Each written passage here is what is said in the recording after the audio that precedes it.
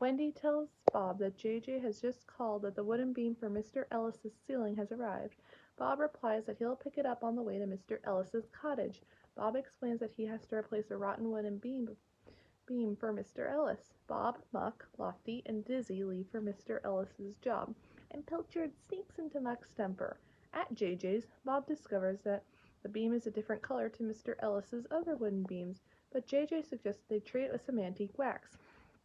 Lofty takes the beam and Trix goes to get the trestles into Muck's dumper and finds Pilchard. Bob now has to bring Pilchard back to the yard as cats aren't allowed on building sites.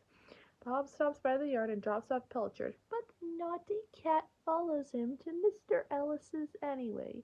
Mr. Ellis is observing the beam, and Bob explains that he has to cut the beam and make it the same color as the other wooden beams in his ceiling.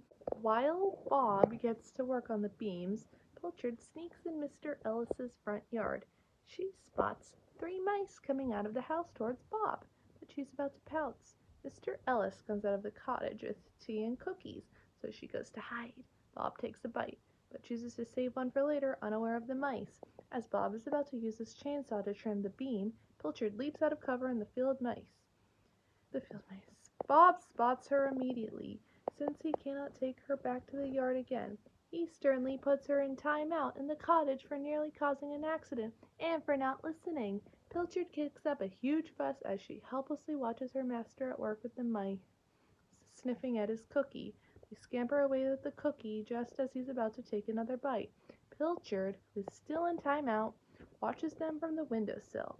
The moment they walk through the hole in the door, she chases them around the lounge trying to catch. But Bob thinks she's throwing a tantrum, so he calls Wendy to come over. He and Dizzy walk in.